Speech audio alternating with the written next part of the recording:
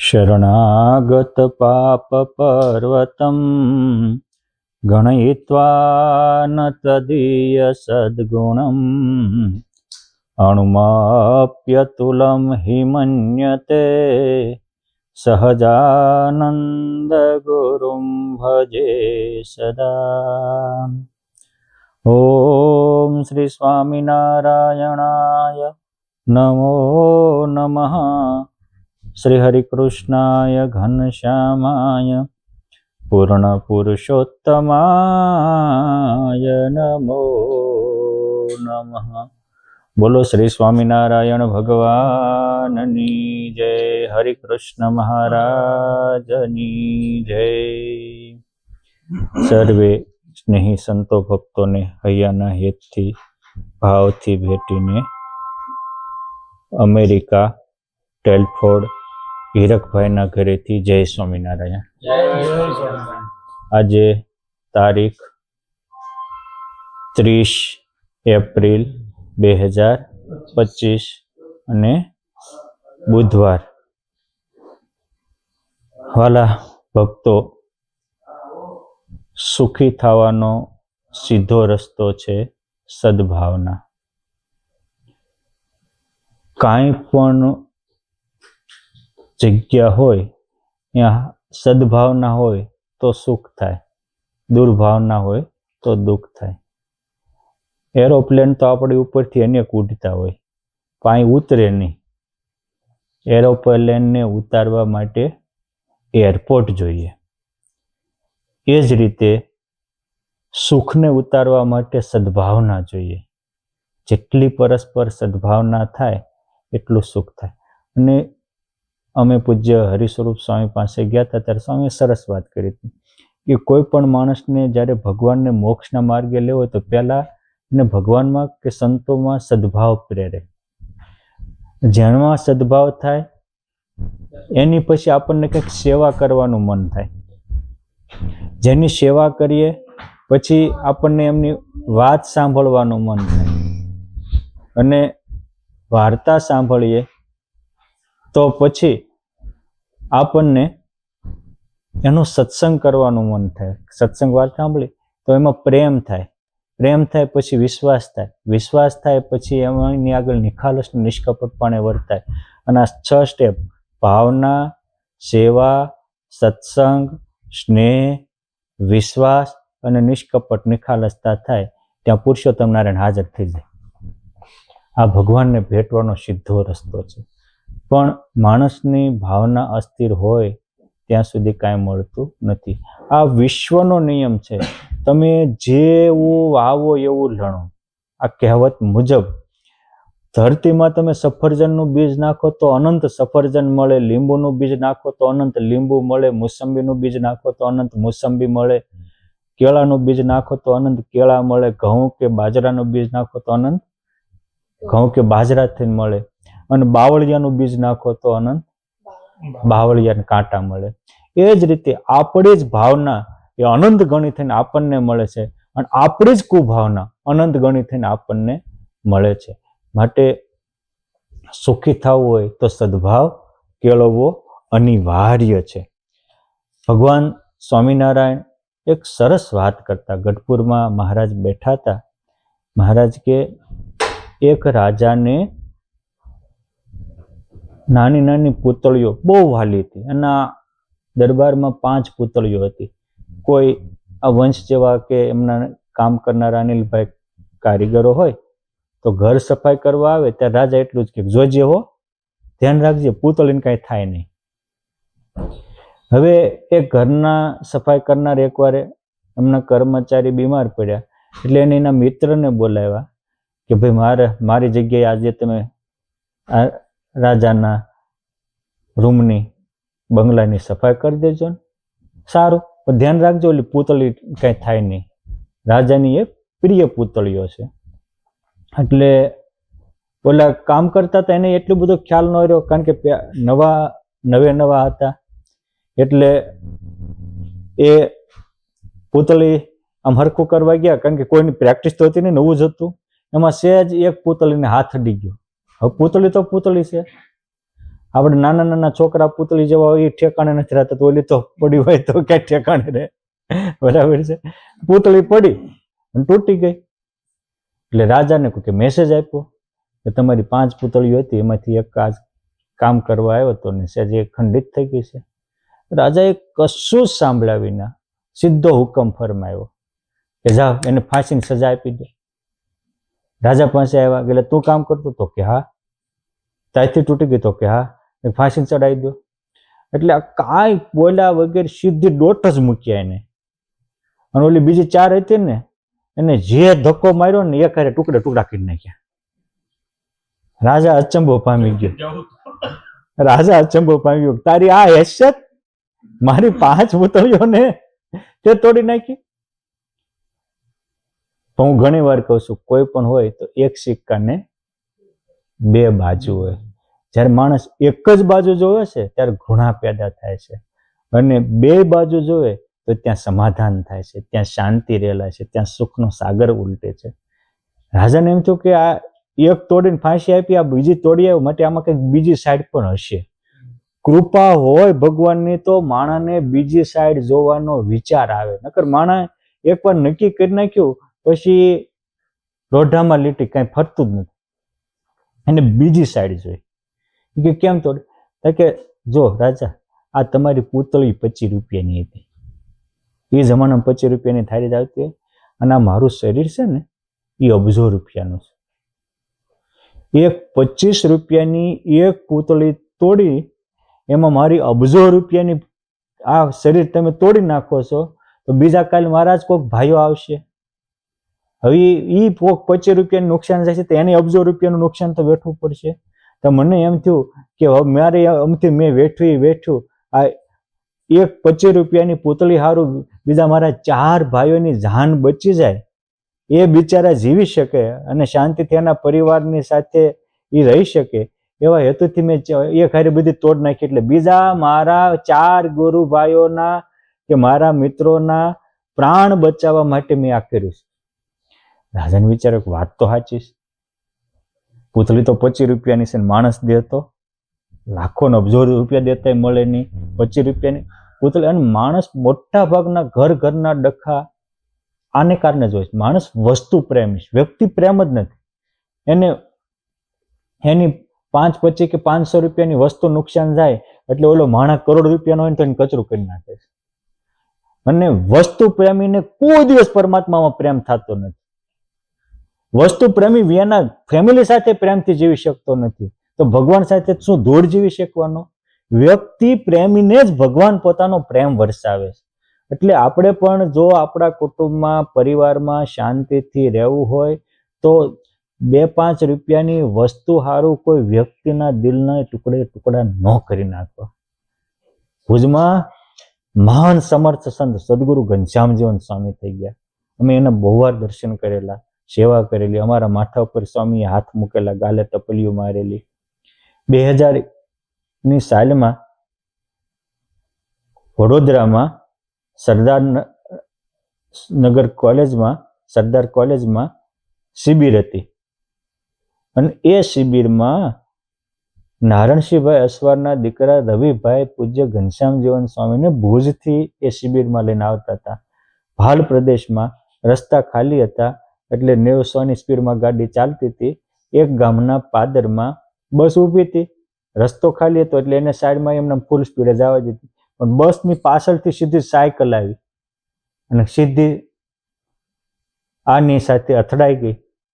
એટલે 900ની સ્પીડની ગાડીમાં સાયકલ અથડાઈ, હુલ્લીને સાયકલ વાળો વયો ગયો એક બાજુ, પાછળ કાંટાની ઝાડ હતી, ખાડી એમાં ગયા અને ન્યાન પ્રાણ પંખી ઉડી ગયો. સ્વામી કીધું રાખ, ગાડી ઉભી રખાવી. હવે એક્સિડન્ટ થયો, ધડાકો થયો એટલે ગામના પાદરમાં બસ ઊભી હતી, થોડા દૂર માણસો હતા, સ્ટેશન હતું, બધા ભેગા થયા, છોકરાને કાઢ્યો, હાથ પગ માથું ફાટી ગયેલું. સ્વામીએ પોતાનું ખેસ એ છોકરાને ઓઢાડી સ્વામિનારાયણ સ્વામિનારાયણ સ્વામિનારાયણ મંત્ર બોલી અને જ્યાં ખેસ ખેંચ્યો ત્યાં આપણે સવારે પથારીમાં ઊભા થયો ને એ છોકરો બેઠો થયો. આ સમર્થ સાધુ મળદા બેઠા કરે એવા કોઈ સામાન્ય નહીં, આ સ્વામિનારાયણ સંપ્રદાયની ગરિમાઓ છે. ભગવાનની સાધના આરાધના કેવા સમર્થતા. એ સ્વામી એવું કહેતા 1 થી લાખનું નુકસાન જતું હોય તો જવા દેજો, પરંતુ ભગવાનના ભક્તો પ્રત્યે ભાવ ફરવા દેતા નહીં. ભાવની કિંમત છે. અભાવ તો બધાને થાય છે, પણ ભગવાન કે સંતોમાં ભાવના થાય એ બહુ મોટી વસ્તુ. રાજાને એમ થયું કે સામે મોત જળબતું હતું તો આને બીજાના સુખનો વિચાર આવ્યો. એટલે કે તને આવા વિચાર આવે એનું કારણ શું? રાજાએ આ નોકરને પૂછ્યું, તને આ મૃત્યુના સમયે બીજાના સુખના વિચાર આવ્યા, બીજાના આનંદના વિચાર આવ્યા, આનું કારણ શું? ત્યારે એને બહુ સરસ વાત કરી કે સાંભળો મહારાજા, હું એક ખાનદાન અમીર શેઠનો વફાદાર સેવક છું. વર્ષોથી હું ત્યાં એમને જોબ કરું છું. તમારે ત્યાં આજ મારો મિત્ર બીમાર પડ્યો એટલે એની બદલીમાં હું સેવા કરવા આવ્યો હતો. મારાથી શરત ચૂકતી, આ કોઈ ઈરાદાપૂર્વક તો થયું નહોતું, આ પૂતળી તૂટી ગઈ. પરંતુ મારા શેઠને હું રોજે સારું સારું બનાવીને જમાડું તો શેઠ પણ મને બહુ સારું સારું પ્રેમથી જમાડતા હતા. એક દિવસ શરત ચૂકતી અમારે ચાખ્યા વગરની કાંકડી અપાઈ ગઈ, કાંકડી કડવી નીકળી. એટલે શેઠે ચાખી અને પછી આખી કાંકડી મને આપી દીધી, આલે ખાઈ જાય. એટલે હું એક પણ શબ્દ બોલ્યા વગર કાંકડી જમી ગયો. એટલે શેઠને એમ થયું કે આખી કડવી કાંકડી આ કઈ બોલ્યા વગર જમી ગયા. એટલે પૂછ્યું કે તને કઈ થયું નહીં? તો કે ના. તો કારણ? તો કે શેઠ, તમે મને રોજ લાડુ જમાડો છો, ગુલાબ જાંબુ જમાડો છો, બરફી જમાડો છો, હલવો જમાડો છો, મોહનથાળ જમાડો છો, કેળા કેરી કે રસપુરી જમાડો છો, તો રોજ મને સારું જમાડો છો, ક્યારેક કડવું જમાડો તો મારે એમાં અણગમો છે નો? આવી મારી ભાવના જોઈને શેઠે મારા આખા પરિવારની જવાબદારી સંભાળી લીધી. એટલે મને મોતની તો પરવા હતી નહીં, પણ મને એ થયું કે આપણે કોકના એવા કટોકટીના કાળે સદભાવના જાળવી રાખવી તો એનું 1000 ગણું ફળ મને મળે છે. આપણે જે પહેલા જ કીધું ને કે ધરતીમાં તમે સફરજન વાવશો તો અનંત સફરજન થશે, ચીકુ વાવશો તો અનંત ચીકુ થશે. એમ આપણે સદભાવનાનું વાવેતર કર્યું હોય તો અનંત ગણું સદભાવના મળે. આ સમજવાનો પોઈન્ટ ત્યાં છે કે આપણે પરિવારમાં રહેતા હોય તેને આપણે 100 વાર મદદ કરી હોય, 99 વાર મદદ કરી હોય, એક વાર ન કરી હોય, એક વાર ન કરી હોય એની નોંધ રાખો અને કરી હોય ભૂલી જાઓ તો આપણે કૃતજ્ઞ કહેવાય. ભગવાન આપણાથી દૂર થઈ જાય. એક શેઠ પણ જો સારી સદભાવના રાખતા હોય, વશ થતા હોય તો શેઠના શેઠ, રાજાધિરાજ મહારાજા ભગવાન કેમ વશ ન થાય? એટલે માણસ છે કામ કરતા હોય તો ભૂલ થાય, પણ એક વાર ભૂલ થઈ અને 99 વાર સારું કર્યું તો એ 99 વાર સારું ભૂલી અને એક વાર ભૂલ થઈ એને જ મગજમાં રાખે, આ દુર્યોધન વૃત્તિ કહેવાય, આ રાવણ વૃત્તિ કહેવાય. અને જ્યાં સુધી આવી જે, કારણ કે વ્યક્તિઓમાં એક ભમર વૃત્તિ હોય છે અને એક ભૂંડ વૃત્તિ હોય છે. ભૂંડ વૃત્તિ વાળો કોઈ દી સુખી ન થાય. ભૂંડને તમે બગીચામાં મૂકો ને તો એ ખાંદો જ ખૂંદશે, અને ભમરને તમે કાદવમાં મૂકશો તો ત્યાં કમળ ઉપર બેસીને એનો રસ આવશે. એમ અમુક માણસ ભૂંડ વૃત્તિ ના હોય, એ હારામાંથી મોડું જ ખોદ્યા કરે, હારું એની નજરમાં જ ન આવે. અને આવી વૃત્તિ વાળાને કોઈ દિવસ દિલમાં ભક્તિ પ્રગટતી નથી. એટલે ભગવાન સ્વામિનારાયણે વચનામૃતમાં સ્પષ્ટ કહ્યું લોહિયાના 5માં કે દત્તાત્રેય ભગવાનની પેઠે જેને ગુણ ગ્રહણ કરવાનો સ્વભાવ હોય એના હૃદયમાં સત્સંગનો પાયો અચળ થાય છે. બહુ મહત્વની વાત છે કે સારું પકડવું, મોળાને કાઢી નાખવું. આજની ભાષામાં કહીએ તો પોઝિટિવ વિચારવું, નેગેટિવ ન વિચારવું. આપણા ગ્રંથોની ભાષામાં કહીએ તો ગુણ લેવા, અવગુણ ન લેવા. ખૂબી ખોળો, ગુણ ગોતો, એ કહેવું બહુ હેલું છે, પણ માણામાંથી એ પકડી લેવું એ વિરલ પુરુષનું કામ છે. સૂત્ર તો બહાર પડે પણ એ જીવનમાં આવે ત્યારે જીવનનો રંગ લઈ જાય છે. આ એક શ્રીજી મહારાજ કહે છે એક સદભાવના. એને એમ થયું કે આટલું મારું સારું કર્યું હતું તો એક વાર થોડુંક મોડું થઈ ગયું તો શું? આ માનવતા છે. અને સારું હોય એમાં એક મોડું તો મોડાને જ પકડી રાખવું, હારાને પકડવું જ નહીં, એ દાનવતા છે. ધર્મરાજા, યુધિષ્ઠિર, પાંડવો એ દુર્યોધન ગમે એટલું મોડું કરે તો હારું જ ગોતતા હતા, મોડું નહોતો ગોત. આપણા ભગવાનનો પણ એક ગુણ છે. જીવા ખાચર ગઢપુરના એ કેટલી વાર મહારાજને મારી નાખવા સુધીના કાવતરા કર્યા, તો મહારાજે એને ન ગણ્યા. અને એકવાર મહારાજને શેરડી જમતા સોતો વાગેલો, લોહી નીકળ્યું તો મંડળ બાંધીને પાટો બાંધ્યો, એ ગણીને પુરુષોત્તમ નારાયણનો ઉદ્ધાર કર્યો. ભગવાનનો આ મોટો ગુણ છે, કૃતજ્ઞતા. એટલે આપણે એક કોઈના પ્રત્યે સારી ભાવના વ્યક્ત કરીને આપણા જીવનને ધન્યતાથી ભરી દેતા હોઈએ છીએ.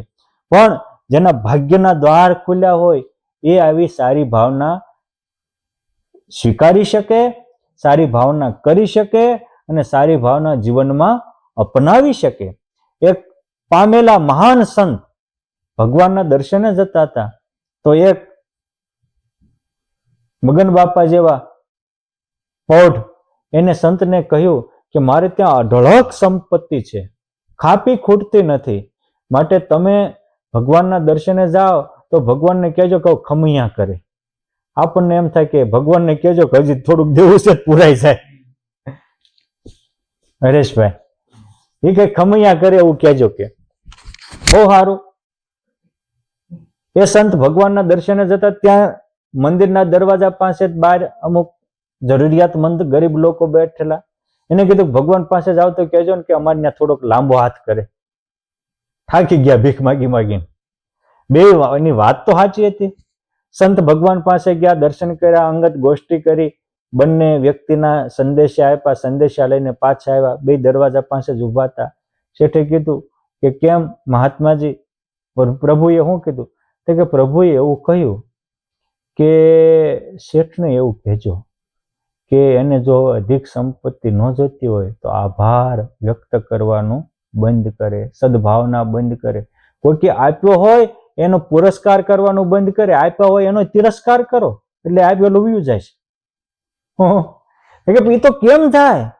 આ ધરતીમાં એક દાણો આપી તો અનેક ગણો આપે છે, તો હું ધરતી ધૂળમાંથી જાઉં? માટે કોકે મને કંઈક આપ્યું હોય, મારા માટે ઉપકાર કર્યો હોય, મારા માટે ક્યાંક કર્યું હોય, એ મારાથી કેમ ભૂલાય? જો આ યુધિષ્ઠિરની વૃત્તિ છે. ભગવાને દુર્યોધનને યુધિષ્ઠિરને બેને કહ્યું, યુધિષ્ઠિરને કહ્યું મોડું ગોત્યા હો, દુર્યોધનને કહ્યું ખારું ગોત્યા હો. તે આખી દુનિયામાં ફર્યો. દુર્યોધન કે મારથી હારો કોઈ દુનિયામાં છે જ નહીં. હવે ન હોય દુર્યોધનથી હારા? અરે પરાઈ ભાઈની પત્નીને ઇજ્જત લૂંટનારો, ભાઈઓને ઝેર દેનારો, ભાઈઓને દગો કરીને લાક્ષાગ્રહમાં હળગાવનારો, આટલાથી ઉતરતો કોઈ તો એને પોતાથી હારો કોઈ લાગતો જ નથી. આ સ્વશ્રેષ્ઠતા એ મોટું અસુરપણું છે, મોટું અભિમાન છે. ભક્તિ સિદ્ધિમાં ગોપાળાનંદ સ્વામી લખ્યું છે કે અહંકાર કેમ? તો કે સ્વશ્રેષ્ઠત્વમ ઇતિ તો અહમ. સ્વશ્રેષ્ઠતા એ જ મોટો અહંકાર છે. યુધિષ્ઠિરને કીધું કે મારથી બીજો કોઈ ખરાબ નથી, હું જ એવો છું કે મારે લઈને મારા ભાઈઓને ક્યારેક દુઃખ થાય છે, બીજાને દુઃખ દિલને ઠેસ પહોંચે. જેને આપણા થકી બીજાના દિલને ઠેસ પહોંચે ખૂંચતું હોય એની ઉપર ભગવાનની કૃપા કહેવાય. આ દૈવીપણું છે, ઓ આસુરીપણું છે. એટલે આપણા જીવનમાં પણ આપણે જોવું પડે કે કોઈકે કેટલું કર્યું હોય એને નહીં ગણી અને ક્યાંક ન થયું હોય એને જ પકડી રાખીએ તો પામવાનું છેટું રહી જાય અને આપણું જીવન પણ ખુદ કચરાથી, ગંદકીથી, ટેન્શનથી ભરપૂર રહે. પછી વારે વારે આ ખોટું સ્વીકારીએ છે ને એ આપણને માંદગીના ભોગ બનાવે છે, ટેન્શનના ભોગ બનાવે છે. માટે અનિલભાઈ આ વિચારવું કે હું કેવું, મારી વૃત્તિ કેવી. મેં કીધું ને કે ભાવના બે હોય, એક સિક્કાની બે બાજુ હોય. હું ઘણી વાર કહું કે લક્ષ્મણજીએ શૂર્પણખાના નાક કાપી લીધું એટલે શૂર્પણખા સીધી આના ભાઈ રાવણ પાસે ગઈ અને કીધું તારી જેવો ત્રિલોકીને ધુજાવનારો મારો ભાઈ અને વનના બે તપસ્વીઓ એને મારું નાક કાપી નાખ્યું, તું કઈ કરી ન શક. રાવણે સીધી જ પ્રતિજ્ઞા લીધી કે તપસ્વીને હું મારી નાખીશ, એની પત્નીનું હું અપહરણ કરી લઈશ. હવે રાવણ શૂર્પણખાનો ભાઈ હતો એ વાત સાચી, એમાં કોઈ ના નથી હરેશભાઈ. શૂર્પણખાના ભાઈ પ્લસ એ લંકાનો રાજા પણ હતો કે નહોતો? એની બધી પ્રજાની જવાબદારી હોય કે ન હોય? પણ જો એક જ પડખું જોયું, એક જ પડખું, આને કહેવાય આસુર ભાવ. નકર રાવણ એ ફરજમાં આવે ને કે ભાઈ તું ત્યાં ગઈ હતી શું કામ? તું તપસ્વીના આશ્રમમાં ગઈ હતી, તપસ્વી તારા આશ્રમમાં આવ્યા હતા, તું એના આશ્રમમાં ગઈ હતી. પોઈન્ટ 1. પોઈન્ટ 2 કે ત્યાં જઈને ત્યાં ધંધા શું કર્યા? કારણ કે આપણા હિન્દુ ધર્મ ગ્રંથોમાં સ્પષ્ટ લખ્યું છે કે આતતાયી વૈદ્યો ન દોષ. જે પત્નીને મારી નાખવા આવતો હોય, ઘરને હળગાવતો હોય, હા હથિયાર લઈને કોઈ ઉપર ઉગામમાં હોય, એને મારી નાખવામાં પાપ નથી.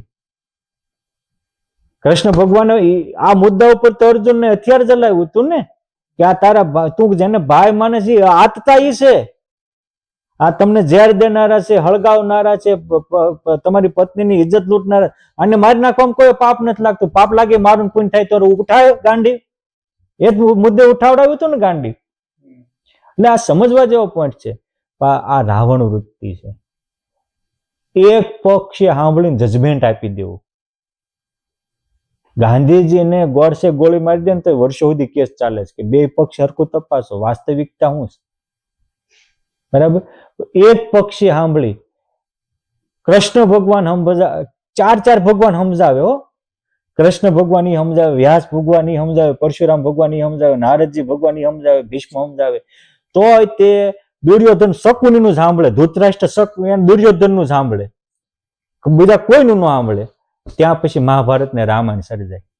આ ઘર ઘરના મહાભારત ને ઘર ઘરના રામાયણ આના કારણ છે. એક પક્ષે સાંભળી અને પછી આપણે બીજાને ન્યાય કરીએ છીએ. ઓલાના દિલના ટુકડે ટુકડા થઈ જાય, લાગણીઓ સાથે ખિલવાડ થવા માંડે, તો આપણે એક પક્ષી કોઈ દી બીજો પક્ષી અને ઓલો રોઈ રોઈને સંભળાવતો હોય તો આપણે નક્કી કર્યું હોય એમ જ કરવાનું હોય. આવું જયારે થાય ત્યારે ભગવાનનો આપણા ઉપર કોપ સમજવો, કૃપાનો સમજવી. આપણીથી તો આવી ભૂલ નથી થતી ને કેતનભાઈ, હીરકભાઈ? આ બહુ સમજવા જેવો છે. એટલે કે છે કે જ્યાં આવી દિવ્ય ભાવનાઓ હોય ત્યાં ભગવાનનો સાક્ષાત્કાર વાસ થાય છે, નિવાસ થાય છે. એક રાજા, ભગવાન સ્વામિનારાયણ એક સરસ ગઢપુરમાં વાત કરી હતી કે એક રાજાએ પોતાને કંઈક શુભ દિન હતો, એનો જન્મદિન, એટલે પોતાના 3 નોકરોને કહ્યું કે જાઓ તમે બગીચામાંથી હારા હારા ફળ ફૂલ લઈ આવો, આજે આ મારા જન્મદિવસ નિમિત્તે આપણે બધાને લાણી કરવી છે. એટલે એના 3 નોકરો બગીચામાં ગયા. પછી કે રાજાને કાંઈક ને નાનો મોટો પ્રસંગ હોય ત્યાં હાલો આપણે બધાને રાજી કરવા, હાલો રાજી કરવા, કામ આપણને કરાવે ને ફળ યશી ખાય. એમ કરીને એકે બધા બગીચામાં ગયા તો તઈ નહીં, પણ એકે નકરા બગીચાના પાંદડાને કૂંચો ભરી અને ઉપર 2-5 હળેલા ફળ મૂકી અને કોથળો ભરી દીધો. બીજે ભર્યા તો ખરા પણ હેઠે પડેલા હારા મોળા બધા ભરી દીધા. બીજા એમ તો કામ રાજાનું છે. ઝાડવા ઉપર ચડ્યો, પાકા પાકા ફળ પાડ્યા, પછી હેઠે થોડા કાચા મૂક્યા, એની ઉપર વનપક મૂક્યા અને ઉપર સૌથી પાકા મૂક્યા. ત્રણે કોથળા ભરીને આવ્યા. રાજાને કે લો મહારાજા, જ્યાં જેને આપવું એને આપજો.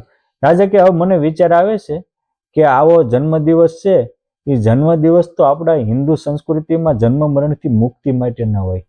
આપણા હિન્દુ સંસ્કૃતિમાં હેપી બર્થડે ન હોય, શુભ જન્મદિનમ, શુભ જન્મદિનમ, શુભ જન્મદિનમ, શુભ જન્મદિનમ. આપણા ઋષિ મુનિઓની જન્મદિવસની પ્રાર્થનાઓ છે કે યશસ્વી ભવો, તેજસ્વી ભવો, તું યશસ્વી ભવ, તું તેજસ્વી થા, સતકર્મી ભવ, સતજીવો ભવ, તું 100 વર્ષનો થા, સારા કર્મ કરતો જા, હાંક વગાડતો જા, હિંમત પૂરતો જા અને જગતમાં તારા નામને રોશન કરતો જા, એવો તું મહાન બન. આ આપણા જન્મ દિવસની શુભકામનાઓ આપણને શીખી ગયા. આપણે એ ઋષિ મુનિઓના સંતાનો છીએ. આપણે આંધળું અનુકરણ કરવાની જરૂર નથી, મારે ઝાઝું કહેવું નથી, પણ આપણા ઘરે આપણા દીકરાઓના કે એના જન્મ દિવસ હોય તો આપણી પરંપરા મુજબ ઉજવવા. આજે તો અમુક એવા જન્મદિવસના નિમિત્તે તે માણસો આસુરી વૃત્તિના થઈ ગયા હોય છે કે જેનો જન્મદિવસ હોય ને ઘૂસતા આવે. હા બિચારા વિદ્યાર્થીઓમાં તો એવું હોય છે કે બિચારાને ઢીંડું તોડ નાખે. અરે આ તમે આ અસુરના સંતાનો ક્યાં થઈ ગયા ઋષિના સંતાનો મટીને? આ તો આ અસુરના સંતાનો, અસુરો આવું કરે.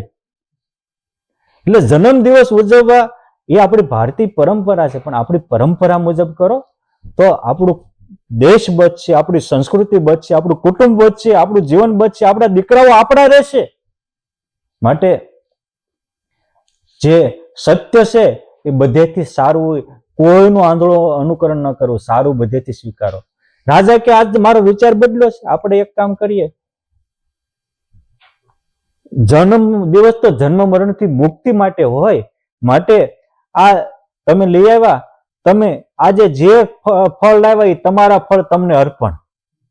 10 દિવસ આપણે એક રૂમમાં બેસી જે તમારા કોથળા તમે ખાઓ, મારો હું ખાઈશ, આપણે 10 દિવસ સાધના આરાધના કરીશ અને અંતર્વૃત્તિ કરવી. હવે કોને શું મળ્યું? રાજા તો ગમે એને આપે જ છે, એમ કરીને કચરું ભર્યું, એને 10 દિવસ શું થયું? કચરું મળ્યું, ઉપવાસ મળ્યો. બાપા મહારાજ કે મોટા આપણા માટે કંઈક કરતા હોય, એમાં આપણે જેટલી કુભાવના કરીએ એ આપણી જ કુભાવના આપણે ભોગવવાનો વારો આવે. જેને મધ્યમ કર્યું હતું એને 2-3 દિવસ તો ફળ મળ્યા, ત્યાં હળી ગયા. અને જેને પ્લાન સાથે વ્યવસ્થિત આયોજન કર્યું હતું એને 10 દિવસ સુધી જલસો રહ્યો. કારણ કે ઉપર હારા પીરા હતા, મધ્ય હેઠે જાતો ગયો, હેઠે પાકતા ગયા, ખાતો ગયો, અને 10 દિવસ આનંદ થયો. અત્યારથી આપણે આપણા જીવનનો પ્લાન કરવો. જેનો જીવનમાં ગોલ હોય એનો રોલ ઉત્તમ હોય છે, જેને ગોલ નથી એનો રોલ જ નથી બનતો, પછી રોલર થઈ જાય. માટે રોલર ન થવું હોય તો હારો રોલ ભજવે એવું આપણું જીવન બનાવવું. એક ઊંચી ભાવના, એક સદભાવના કેટલું મોટું કામ કરે છે એ સમજવા જેવું છે. અમે ભણતા હતા ત્યારે એક રાજાજી નામનો પાઠ આવતો હતો. રાજાજી, પાઠનું નામ જ હતું રાજાજી. કાનપુરમાં આઝાદ ભારતના લડવૈયાઓ હતા એ વખતે કાનપુરના એક રાજાજી કરીને આઝાદીના સેનાની થઈ ગયા. બહુ સુરવીર હતા. એક મોટી એને એક ટીમ ઊભી કરેલી વિધર્મીઓ, વિદેશીઓ સાથે. પણ એને પોતાનો સ્વાનુભવ એ લખેલો કે હું નાનો હતો, આ વંશ કે વીર જેવડો, ત્યારે એ કાનપુરમાં રહેતા હતો. તો કાનપુર ના પાદરમાં ગંગા વહે છે અને માં ગંગાને સામે કિનારે ભણવાની સ્કૂલો હતી, આ કાંઠે શહેર હતું. એટલે વિદ્યાર્થીઓને ભણવા જવું હોય તો નદીના સામે કાંઠે જવું પડતું. એ આપણી પ્રાચીન સંસ્કૃતિ આ ટાઈપની જ હતી કે થોડુંક નગરથી દૂર છોકરા જાય કુદરતી વાતાવરણમાં એટલે એનો સર્વાંગી વિકાસ થાય, સર્વાંગી પોષણ થાય અને થોડુંક ખોટી અહમતા મમતાથી પણ મુક્ત થાય, બીજા બધા સાથે મિલનસાર હળીમળીને રહી શકે. આવી એક ઋષિ મુનિઓની પરંપરા હતી. એટલે એ કે હું જાતો, પણ મારા પિતા થોડા ઉદાર હતા. એટલે મારા પિતા ઉદાર એટલે ત્યાં જવાનું થાય તો એ વખતે મહિનાના 80 પૈસા લેતા હતા નાવવાળા. કેટલા? તો મારા પિતા 1 રૂપિયો આપતા હતા, 20 પૈસા વધારે. કેટલા? ખાલી 20 પૈસા હું વધારે આપતા મારા પિતા. એટલે અમે બધા વિદ્યાર્થીઓ જાતા હોય, નાવ મને જોઈ જાય એટલે સીધો નાવિક ઠેકડો મારીને આવે કે રાજાજી આઈએ બેટા, રાજાજી આઈએ બેઠ જાય, આઈએ બેઠ જાય. એમ કે મને તેડીને નાવડી મૂકી દે, તેડીને ઉતારે. મારે કોઈ પગના મોજા કે બૂટ કાઢવા પડતા નહીં. કેટલા પૈસામાં? ખાલી 20 પૈસામાં. એ નાનપણના એના પ્રસંગને યાદ કરીને એને નોંધ્યું હતું કે આપણે બીજા કરતા થોડું ખારું કરીએ ને તો એક નાવિક પણ તેડી લેતો હોય તો અનંત કોટી બ્રહ્માંડનો નાથ કેમ ન તેડી લે? ચોક્કસ તેડી લે. પણ આપણે કરતા હોય થોડુંક સારું કરવું, બીજાનો વાદ ન કરવો કે 80 પૈસા આપે છે તો હું 70 જ આપીશ, તો પછી ફટકારે. બરાબર ને? એટલે એક સારી ભાવના, એક સદભાવના આપણા અંદરને આનંદના સાગરથી ઝૂલતો કરી દે. વચનાવતમાં પણ પ્રશ્ન પૂછાણો કે આઠે પર આનંદમાં કેમ રહેવાય? કારણ કે એ એમ સમજે કે જેવા બ્રહ્મપુરને વિશે ભગવાનના મુક્તો છે એવા જ આ મુક્તો છે, અને એની ભેગું મને રહેવા મળ્યું છે, માટે મારા મહાભાગ્ય છે, મારા સદબળભાગ્ય છે. આમ જે સમજે એના અંતરમાં આઠે પર આનંદ રહે. વસ્તુ આટલી જ છે કે જેવા ધામમાં મુક્તન મહારાજ છે એની ભેગું મને રહેવા મળ્યું છે. હવે પેલા આપણને ધામ તો મનાવવું જોઈએ ને. અને મોટા સંતો હોય આ ધામના મુક્તો જેવા જ છે. કારણ કે જો ગોપાળાનંદ સ્વામી, ગુણાતીતાનંદ સ્વામી, બ્રહ્માનંદ સ્વામી બધા મોટા ટોપુ જેવા, એમાં કોઈ શંકા જ નહીં. પણ આપણે આજે કંઈક જરૂર પડી હોય ને તો અત્યારે ભગવાન આપણી ભેગા હોય ને એમાં રહીને જ કંઈક હરખું સમજાવે. આપણે ખોટે રસ્તે ગયા હોય ને તો અત્યારે હારે હોય ને એમાં જ ભગવાન બાવડું પકડીને આપણને સદ રસ્તે લઈ જાય. સીધી બાબત છે. અત્યારે ગોપાલ સ્વામી, ગુણાતીતાનંદ આપણું બાવડું પકડવા આવે નીલભાઈ. સરસ. ભગવાન સ્વામિનારાયણ એક ટચોકડી વાર્તા કરતા હતા કે એક બાદશાહ હતો, તે એને એમના સેવકોને પૂછ્યું કે મોટા મોટું હથિયાર કોણ લવો કે હાથમાં આવી હથિયાર? એટલે બીજા બધા એવું થોડું છે કે મોટા મોટું અત્યારે તોપ કહેવાય, બંદૂક કહેવાય, તલવાર કહેવાય, બરસી કહેવાય, આ છે તે કહેવાય. બધી વાત સાચી. મને જે હુજ્યું મેં કીધું કે તને હુજે એ થોડું હાલે કે વાસ્તવિક એ કે સાંભળો બજારમાં નીકળ્યા હોય અને કૂતરું વાહી પડે ત્યાં તોપ ગોતવા જવાય? હે એ જે પાણો મળે પાણો, નકર પગરનું પગરખું મળે પગરખું નાખો, કૂતરું ભાગી જાય ને આપણે બાપ આવી ગયા સલામત ઘરે. માટે હાથમાં આવી હથિયાર મોટું. એમ આપણા સમયમાં જે આપણને મળ્યા હોય એમાં જે મોટાપણાનો સ્વીકાર થઈ જાય એ અત્યારે આપણા ભાગ્યના દ્વાર ખુલે. એટલે આપણા ગ્રંથોમાં પ્રીત કર પ્રગટ પર બ્રહ્મશું પર હર અવર પંપાળ્યો. એટલે ખોટા વિચારો છોડ, જે પ્રગટ છે એમાં પ્રીતિ કર. ભજન કર ભાવશું પ્રગટ પર બ્રહ્મનું પર હર અવર પંપાળ પ્રાણી.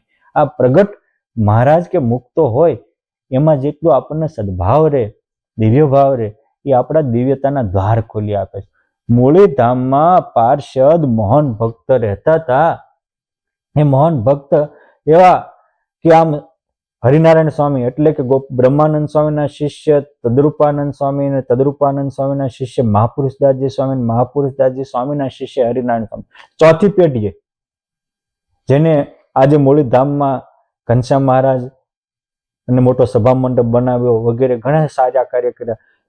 છપૈયામાં પહેલું વહેલું મહારાજનું જન્મસ્થાન મહારાજે એને દર્શન દઈને દેખાડેલું. અયોધ્યામાં મંદિરના પાયા એને નખાવેલા. તો સમર્થ સાધુ સાક્ષાત્કાર એના કાળમાં મોહન ભગત હતા. એ સ્વામી સભા કરીને બેઠા હોય, આ તો ગાયોનું કામ કરતા હતા, ખેતીવાડીનું કામ કરે, ગાયોનું રખવાળું કરે, પણ નીકળે ત્યારે એને એમ થાય કે આ તો અક્ષરધામની સભા છે, આ તો બધા અક્ષરધામના મુક્તો છે. ખાલી એક ભાવના છે. હા, વન જેવો છોકરો આમ ખાતો હતો, તે મારી જેવી પૂછ્યું એટલે શું કરે? કે જમું. શું જમે? કે સિંગદાણા. કે હાથમાં જ કાંઈ છે ને? કે મનમાં વિચારું છું. કે તો પણ કે કાજુ બદામ ખા ને? કે પોહાવું પડે ને. માણાને ઊંચી ભાવના પોહાતી જ નથી. મહારાજ તો વચનાવત મધ્યના બીજામાં સ્પષ્ટ કે છે કે જેવા ગોલોક, વૈકુંઠ, શ્વેતદીપ આદિક ધામ છે એની કરતા આ સભા અધિક છે. એક એક હરિભક્તને અમે અતિશય તેજોમય યુક્ત દેખીએ છીએ. એમાં લગાર પણ ખોટું કહેતા હોય તો અમને પરમહંસના સોગન છે.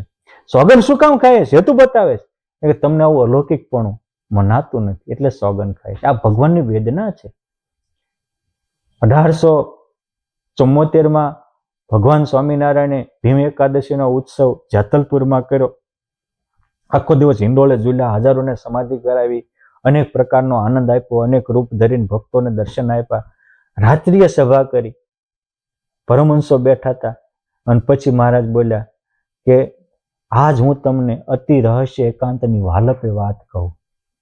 આજ હું તમને અતિ રહસ્ય એકાંત, અને આજ મારે તમારી ઉપર એક હેતનો ઉભરો આવ્યો છે. એટલે 12 વાગે જાગરણ પૂરું થતા બધા વિયાઈ ગયા. પછી જેટલા અંગત હતા એને કહે છે, સાંભળો હરિજન સૌ, અતિ રહસ્ય એકાંતની આજ વાલપે વાત કહું. પછી બોલ્યા કે આજ આપણા સૌના અતિ તેજોમય તન છે, છટા છૂટે છે તેજની જાણે ઉગ્યા કોટી હિંદ છે. આજ આપણા એકના તેજોમય તન છે, તેજની છટાઓ છૂટે છે, અલૌકિકતા છે. આ ભગવાનની મોટાની મોટાઈ છે. એક આ અલૌકિકતા છે. એક મિથિલાપુરનો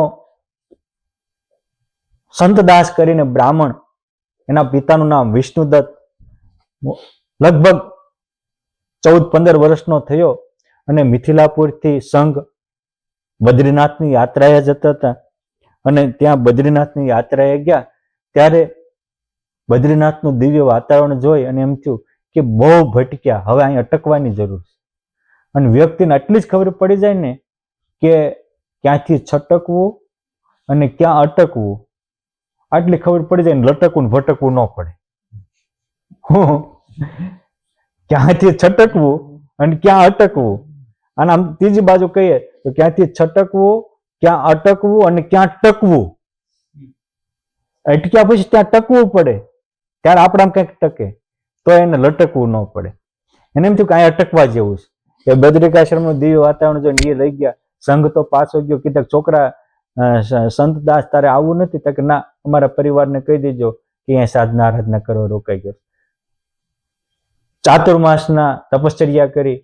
તપશ્ચર્યાને અંતે એકાદશીના પાવન દિવસે વહેલી સવારે પુરુષોત્તમ નારાયણ ભગવાને દર્શન દીધા અને કીધું કે માગ કે હું અખંડ પ્રગટ પ્રભુની સેવા કરું અને પ્રગટ પ્રભુનું સાનિધ્ય માણી શકું એવી કૃપા કરો. કે હું તો અત્યારે અહીં મૂર્તિ રૂપ છું, પ્રગટ પ્રભુના ત્યારે દર્શન કરવા હોય, પ્રગટ પ્રભુને પામવું હોય તો આજે ગુજરાતમાં સર્વ કારણના કારણ દેવાનામ એપિયો દેવ ઈશ્વરાણામ તથેશ્વર કાલશ્યાપ્ય કાલ કારણાનામ ચ કારણમ, એવા કારણના કારણ, દેવોના દેવ, કાળના કાળ પુરુષોત્તમ નારાયણ પ્રગટ થયા છે. ગુજરાતની ધરતીને પાવન કરી રહ્યા છે. ડભાણમાં મોટો વિષ્ણુ યાગ કરવાના, તું ત્યાં પગી જા, એના સાનિધ્યમાં રહેજે, એ તારું જીવન ધન્ય ધન્ય બનાવી દેશે. પછી ભગવાનના આશીર્વાદ લઈ એ સંતદાસ નામના વિપ્ર વિચરણ કરતા કરતા ગુજરાતમાં આવ્યા, અમદાવાદમાં આવ્યા. બ્રાહ્મણોને પૂછ્યું ડભાણ ક્યાં? ત્યાં કે ડભાણમાં સ્વામિનારાયણ યજ્ઞ કરે છે, એમ બધા ત્યાં જ જાય, લાડવા ખાવા મજા આવશે. જો એકને ભગવાનના વ્યક્તિ તો એક જ છે, પણ એકને ભગવાનમાં લાડવાના દર્શન થાય છે અને એકને ભગવાનમાં ભગવાનના દર્શન થાય છે. અમે નીકળીએ તો અમે તો જે છીએ એ છીએ જ તે. કીધું એક સિક્કાની બે બાજુ હોય. અમે નીકળીએ એને થાય કે આ લાડવા નીકળ્યા, આઈને બે દીક ભેગો લાડવા ખાય છે, શું ખાસ ખબર પડે? બરાબર ને? આ બે દી ખોટી કલ્પના કરવાનો કોઈ અર્થ નથી. પણ નિમ્ન માણસ કોઈ દી ઊંચી ભાવના કરી શકતા નથી. મહારાજ એવું કહે છે કે આપણે બેઠા હોય સભામાં એવું માનીએ કે આ તો બ્રહ્મોલની સભા, મંદિર છે એ અક્ષરધામ છે અને ત્યાં આવનારા બધા અક્ષર મુક્તો છે. આટલી જ ભાવના થઈ જાય, આપણા ભાગ્યના દ્વાર ખુલી જાય. આ અમદાવાદના બ્રાહ્મણો સાથે ડભાણ પહોંચ્યા. એ લાખો લોકોની ભીડ ભરાણી હતી. સુંદર સિંહાસન ઉપર 3 ચોગલાની પાઘનો ધરતલ પુરુષોત્તમ નારાયણ બેઠા હતા, સર્વશ્વેત વસ્ત્ર ધારણ કર્યા હતા. મહારાજે સામે આવીને બોલાવ્યા, એટલામાં આમ જામ ભગવાને ઈશારો કર્યો, ઓલ્યા સંતદાસ વિપ્રને આવવા દો. જેમ કૃષ્ણ ભગવાનનો ચરણારવિંદનો અંગૂઠો જમનામાં પડ્યો અને બે કાંઠે વહેતી જમનામાં વિભાગ થઈ ગયા. એમાં માણસનો હિલોળા હતા, પણ આ વિભાગ થઈ ગયા. અને વચ્ચે સંતદાસ દોડતા આવ્યા. પુરુષોત્તમને જોઈને મહારાજ કે કેમ બદ્રિકાશ્રમમાંથી નરનારાયણ ભગવાન મોકલ્યા? હા કે નરનારાયણ ભગવાન. આટલું જ બોલતા સમાધિ થઈ ગઈ. અલૌકિક અનુભવ થયા. દેવોના, ઈશ્વરોના, મુક્તો જેની સ્તુતિ કરતા એવા પુરુષોત્તમના દર્શન થયા. દર નિશ્ચિત થયો કે આ જ સર્વ કારણનું કારણ છે. પછી જિંદગી પુરુષોત્તમ નારાયણને સમર્પણ કરી. પુરુષોત્તમ નારાયણની કૃપાથી 3 કાળનું એને જ્ઞાન થયું. સ્થિત દિશા પામ્યા. સંપ્રદાયમાં શતાનંદ સ્વામી અલગ છે અને સંતદાસજી અલગ છે. એ 1866 ડભાણના યજ્ઞ પ્રસંગે પોષ સુદ બીજના દિવસે ભગવાનને પરમહંસને દીક્ષા આપી. એ મિથિલાપુરીના સંતદાસ હતા, એનું નામ શતાનંદ સ્વામી રાખ્યું, જે સત્સંગી જીવન ગ્રંથના લેખક બન્યા અને સમાધિનિષ્ઠ થયા. એક સંતદાસજીને 1845માં રામાનંદ સ્વામીએ દીક્ષા આપી. એ મૂળ પ્રોપર ભુજના હતા. એ પણ રામાનંદ સ્વામીની ગુરુ કૃપાથી સમાધિનિષ્ઠ થયા હતા. અને 13માં ભક્તોએ કીધું કે મહારાજ કોઈક સાધુને અમારે ત્યાં મૂકતા જજો, અને એ ધ્યાન કરતા હતા, મૂકી ગયા અને 6 મહિના બેઠા રહ્યા. એ રામાનંદ સ્વામીના શિષ્ય સંતદાસજી. એટલે આ બંને સંતદાસજી જુદા અને સતાનંદ સ્વામી જુદા છે, પરંતુ ઘણીક વાર ઓછા અભ્યાસને કારણે બધા એક કરી નાખતા હોય છે. આ માત્ર ખુલાસા માટે. મારે જે કહેવાનો પોઈન્ટ છે એ તો બીજો છે કે પછી તો દબાણ યજ્ઞ પૂરો થયો. મહારાજની સાથે સૌ ત્યાં ગયા. ભુજમાં સ્નાન કરતા હતા. મહારાજની ઈચ્છાથી એ હમીર સરોવરમાં ડૂબકી મારી અને સીધા બદ્રિકાશ્રમમાં નીકળ્યા. આધારાનંદ સ્વામી લખ્યું કે સતાનંદ સ્વામી કેવા હતા તો કે ત્રણેય લોકમાં અને આ નવખંડ અનંત બ્રહ્માંડમાં એની ગતિ હતી, ક્યાંય એ અટકતા નહીં. એક પુરુષોત્તમ નારાયણ સિવાય બીજે ક્યાંય ટકતા નહીં. ત્યાં ગયા, ત્યાંથી મહારાજે કહ્યું હતું એ મુજબ બાજુમાં કલાપ ગામમાં ગયા. ત્યાં કલાપ ગામમાં એ વખતે દલુજી કરીને રહેતા હતા. દલુજીનો ઇતિહાસ આપણા ગ્રંથોમાં લખાયો છે કે જે દિવસે સૃષ્ટિનું સર્જન થયું તે દિવસે એ દલુજી વગેરે 16 મુક્તો ત્યાં કલાપ ગામમાં રહેતા. બદ્રિકાશ્રમથી નજીકમાં એક નાનો નેહડો છે, આપણે નાનું ટાઉન કે શું કે અહીંયા ટાઉન કે એમનું એક નાનું ટાઉન છે, એનું નામ છે કલાપ. એ ટાઉનમાં ત્યાં ગયા ત્યારે દલુજી કે સાધુરામ શું આજ પુરુષોત્તમ નારાયણ પ્રગટ થયા કે તમને કેમ ખબર પડી? કે જે દિવસે આ સૃષ્ટિના મંડાણ થયા અને બદ્રિકાશ્રમને નું સર્જન થયું તે દિવસથી અમે હજી અક્ષરધામથી અહીંયા આવ્યા હતા. અહીંયા બીજાથી અવાય જ નહીં. તમે આવ્યા તેથી અમે ભગવાનને પ્રાર્થના કરી હતી કે જ્યાં તમે આ અમારા બ્રહ્માંડમાં આવો ત્યારે મુક્ત મોકલજો. તમે આવ્યા એટલે મને ખબર પડી ગઈ પુરુષોત્તમ નારાયણ પ્રગટ્યા. હવે એ પુરુષોત્તમ નારાયણ ત્યાં રહ્યા થકા કરે છે હું એ તો મને કહો. ભક્ત ચિંતામણીમાં નિષ્કળાનંદ સ્વામી આ પ્રસંગ નોંધ્યો છે કે આ સંતદાસજી કેવા હતા તો મોટા સંત મહારાજના છે શિરોમણી સંત દાસ, ફરે એકલા ઉતરે જેને નહીં તન મન ત્રાસ. તનનો મનનો કોઈ ત્રાસ નહીં. વળી કે છે કે માની વચન મહારાજનું ધર્યું અંતરે અનુપ, તે દિન તન ભાન ભૂલ્યા થઈ ગયા તદરૂપ. પુરુષોત્તમ રૂપ થઈ ગયા, તદરૂપ થયા તે તદરૂપ. અને જે આત્માને બે સ્થાન છે, કાં એ મૂર્તિ રૂપે રહે કાં દેહ રૂપે રહે, કાં દેહમાં રહે કાં ભગવાનમાં રહે. બીજું ચોથું તત્વ જ નથી. અને જેમાં રહે જે રૂપે હોય એનું સુખ આવે. આમ તો આધ્યાત્મિક માર્ગનો સિદ્ધાંત છે કે અહમ અને આસક્તિ મૂકો અને મૂર્તિ ને મરજીમાં રહો. પરંતુ જીવ જ્યારે અહમ મૂકે ત્યારે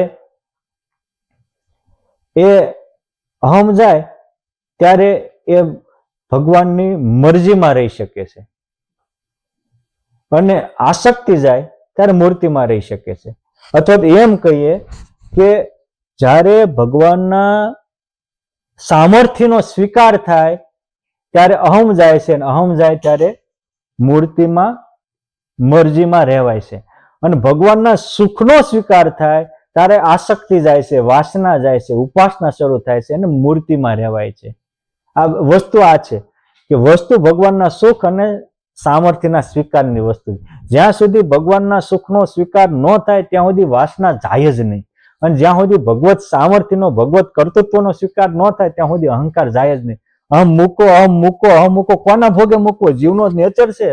સારું મળે જ મોડું ટળે, સારું મળે જ નહીં તો આ કે તેદીના ભૂલ્યા ભાન. તેની વાર્તા સાંભળો લખું છું લવલેશ, જે દેહ છતે સિદ્ધ દિશા પામી પરે છે ઉત્તર દેશ.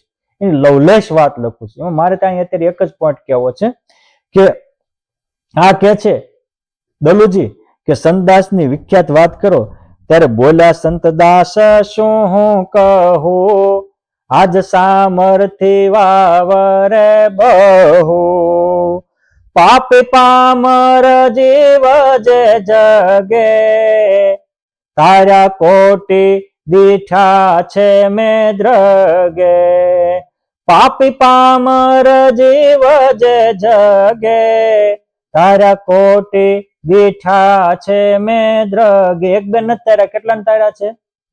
કરોડ ને તાર્યા છે. આપણને એમ થાય કે એ વખતે કરોડ સત્સંગી હતા ને તાર્યા ક્યાંય?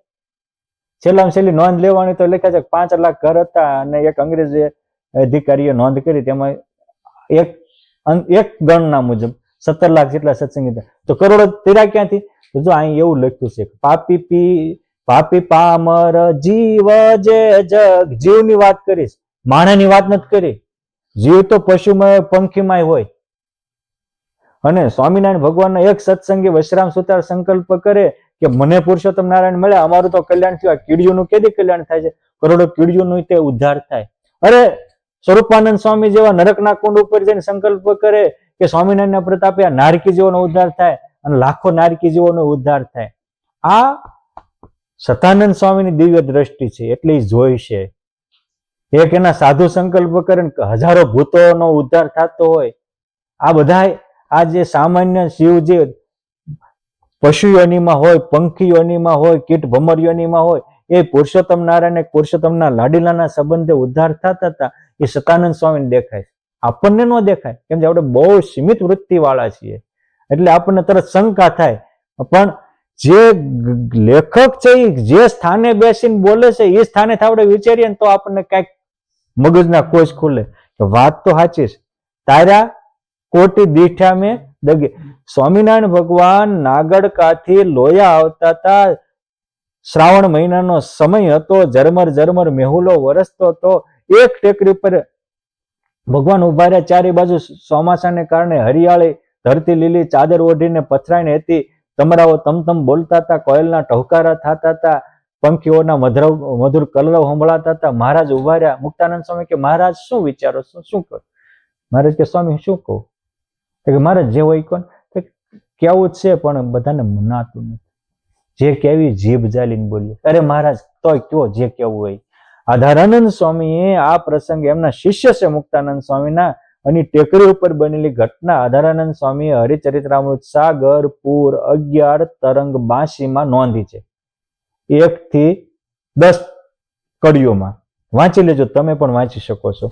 મહારાજ કે છે કે સ્વામી અમે જન્મા ત્યારથી આરંભીને અત્યારથી સુધીમાં રોજે 10,000 જીવના કર્મના ખાતા ટાળી અને એને ભગવાનના ધામના અધિકારી બનાવીએ છીએ. રોજના 10,000 જીવના.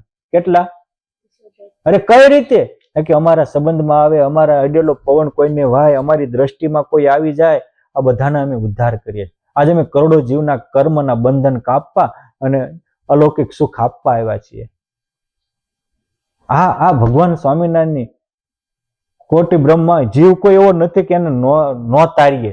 આ ભગવાન તારવા આવ્યા હતા. એટલે નિષ્કળાનંદ સ્વામીનું એક પદ છે, આપણે કાલે લેશું. પણ અહીંયા એ વાતને સતાનંદ સ્વામી બોલે છે કે પાપી પામર જીવ જગે, તારા કોટી દીઠા મેં દ્રગે. વળી સાંભળો કે છે કે દ્વિજ ક્ષત્રિ વશ શૂદ્ર કોઈ, થાય સમાધિ સ્વામીને જોઈ. હોય નર વળી કોય નાર, ભરત પિંડ બ્રહ્માંડ ને પાર. સામાન્ય નરનારી હોય તો એ બ્રહ્માકાર વર્તે. દેહાતીત ડોલતા અને બ્રહ્મકુમારીએ બોલતા. આવી અલૌકિક સ્થિતિ પુરુષોત્તમ નારાયણે સહેજે સહેજે આપી. અને કોણ કેટલા મોટા?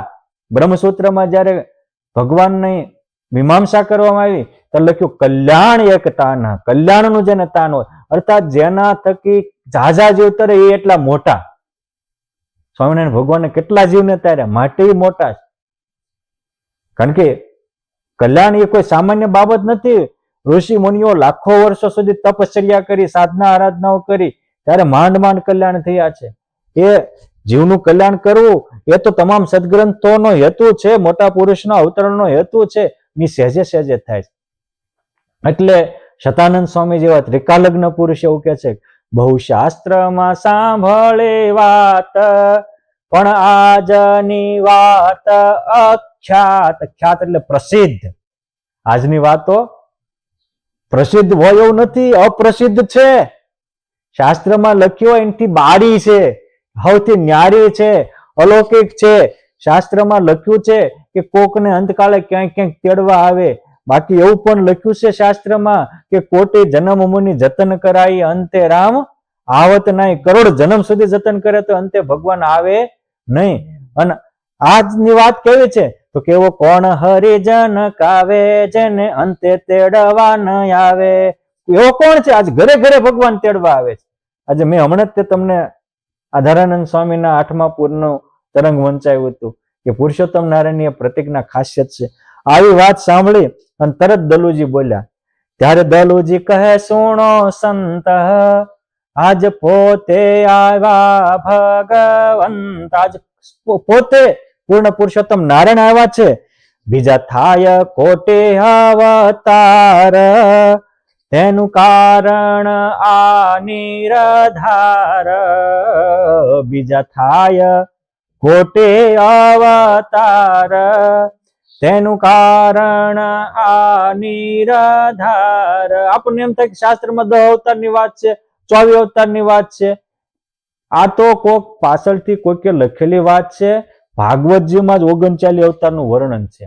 ગીતાજી તો બુલંદ કંઠે કહે છે કે સંભવામી યુગે યુગે, હું યુગ યુગમાં પ્રગટ થાઉં છું, એક એક યુગમાં પ્રગટ થાવ. અરે એક એક યુગમાં ક્યારેક 2-3 અવતાર પણ થઈ શકે છે.